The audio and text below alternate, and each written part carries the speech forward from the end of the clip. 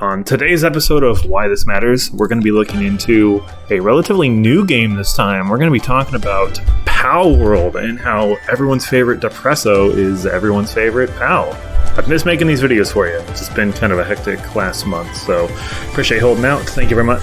No, in all reality though, this game's kind of taken the world by storm, and impact on video game culture is showing kind of a mixed result on Twitter if you're following any of that right now. Some people love it, some people hate it, some people are indifferent, but on this episode of Why This Matters, we're going to start talking about PALworld and its cultural impact in the world of Pokemon-like dungeon games. Let's go. Hey, so if you're watching this video, I'm getting pretty close to 100 subscribers. I think it'd be awesome if we hit that milestone. That would be really cool. I'm trying to make this channel grow and do a bit more with it, and just your support, even pressing that subscribe button, really helps me out, gives me motivation. I appreciate you for watching, and let's go to the video. So for those of you who don't know, the Why This Matters series is a series where we look at a video game in a retro perspective from the 80s and 90s and kind of glance at it from a more modern viewpoint. But what makes this more interesting is that today's episode, this is a modern game. This is not something that was around 20, 30 years ago. This is something that, I redact that. This is a copy of something that was around 20, 30 years ago. The good old classic Pokemon series. What's made me choose this topic on a modern game is not only is due to its popularity, due to its controversy in how this game can be perceived as the evolution of these types of genres of games. So, for those of you who may not know, PALworld is an action-adventure survival and monster kind of taming or hunting game that was published by a Japanese developer called Pocket. This game is set in an open world where you find animal-ish Pokemon, quote-unquote. They're called PALs, thus the name PALworld, which you can battle and capture using capture spheres. Wow, what an original name for base building, kind of like Fortnite, traveling in the old school games, and for fighting something like a Pokemon battle. One of the aspects about this game that creates some interesting conflicts is that you can not only kill these PALs, which is a PETA's worst nightmare, but you can actually set them to be part of a labor force. I know there's a lot of memes going on right now about slave encampment, and that's a whole nother can of worms.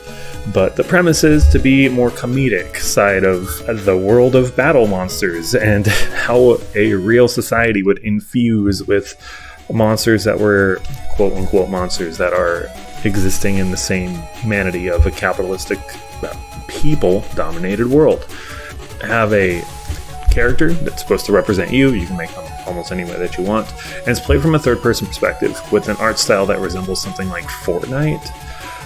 And your whole goal is to just explore the world of, if I say this wrong, I'm sorry, Palpacosa Islands. Sounds almost like an exact copy of Pokemon Island. And to play the game, you basically got to play this game properly. You gotta manage your hunger level, so basically not starve. Craft tools, kind of just like in Minecraft, and you gather materials and build bases. Again, just like Fortnite. This game is also incorporated with over a quote-unquote 100 different PALs, much like the original Pokemon series, where it was incorporated by 151, if you include Mew, for the original Red and Green, or Red and Blue games from the Game Boy era. Now, what makes this game interesting is that not only is it controversy on multitude of levels involving the slavery aspect, or the fact that you can capture people with your battle spheres, which in my opinion is just funny, but not looking over any of that in a negative context is that Nintendo doesn't like this. I think that Nintendo is upset that these Pokemon, these PALs, are almost a ripoff, but ripoffs of the original designs. And at this point of gamers' lives, as where people that have played these original games, Nintendo hasn't diverged from their plot structure of how Pokemon franchise games are made, except for the rare exception of something like Pokemon Snap or Pokemon Arceus. You start your journey with picking one of 3 starters. You travel around the world getting stronger, picking up items, beating gym leaders, beating the Elite Four, trying to be the very strongest. And there are some diversions of this where you can actually build a tournament legal team to make the best team possible and become literally the world champion, or speed running with glitches, a couple other things I'm probably not able to think about, but the game premise has always been the same. And that's kind of been the charm of the Pokemon franchise. It's, you know what you're getting. You know what's going to happen. There's no real divergence and to the main plot of these games. And is that a bad thing? No. But for people that have playing these games for over 25 years, that's boring. Something like this, something like PALworld, is essentially a breath of fresh air when it comes to the whole Pokemon or monster capturing premise, because in this environment, you're not only given an open world, you're not only given an MMO-style-esque type of gameplay, which they try to do in Arceus, but just in zones which still felt wonky. It felt weird. PALworld, this game gives a player a lot more freedom on how they want to play. If they want to be a jerk and a slave labor camp owner to monsters that they can kill when they want to, sure, go nuts. I don't approve of it, but it's sweet. If it makes it fun for you, more power to you. It does create a hint of realism, which is what if Pokemon were real today, that would be a thing that would most likely happen. There would be Pikachu charging our power plants, and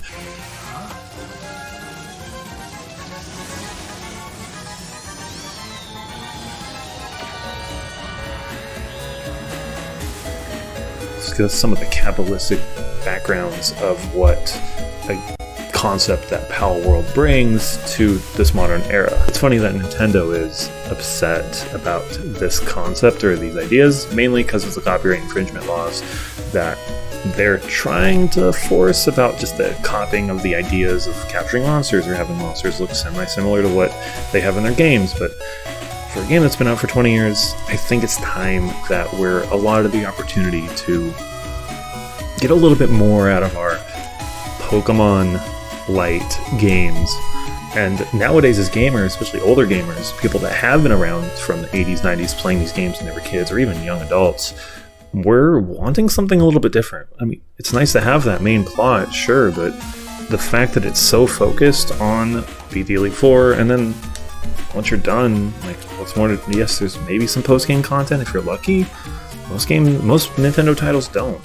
So what is there to do? Well, this has kind of been a pipe dream of mine, and I don't think Nintendo will ever do it, but fingers crossed if they ever do.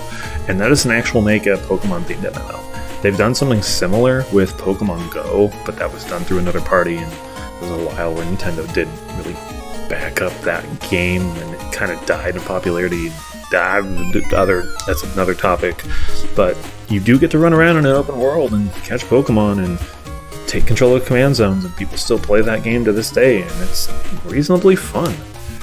But I'm talking like a actual MMO style game where you are in an open world, maybe it could be ran on the Switch, where you can pick your Pokemon team and battle somebody in real time without needing explicit servers for third-party programs on your computer. Like, just literally turn on your Switch, play the game. You want to battle somebody live? Cool. You want to run around in an open world? It could be zones, but just more human interactivity is, I think, what we're craving for, and that's what an MMO would allow you to do. Not only that, but you could make some pretty cool raid bosses where you can have 8 people teams with their favorites battling it out in group battles. I just think it'd be cool. So overall, is PALworld, is it bad? Is it good? Is it something that we need? Is it different? Yes. Is it something that's reflecting an evolution of Pokemon as a... Yes. Is it something that we asked for? I don't think so, but it's definitely different. I think it's just a change of how games are going to be going in the future, because it's now that these 20-year-old games, these IPs have been the same for so long, we're just covering something different. So maybe PALworld will be a trend that will fade away in another year or so. Maybe it'll be the last forever. Who knows? Maybe Nintendo will copy strike the living daylights out of it and it'll never exist again. Only time will find out. But from this. But overall, it's different. And that's something as gamers from the past we need, because we can't be, if we continue to play the same games over and over, nothing changes. There is no innovation. And I think PALworld is a good step in a positive direction in like a third party or a different style of Pokemon type game could be. But I think they took it too far to an extreme. But that's me. What's your thoughts on that? Do you think they went too far? Let me know in the comments below. And that's why PALworld matters. If you like the content, subscribe. Let me know what you think in the comments below. I appreciate you, and thanks for watching. See you later. Ciao.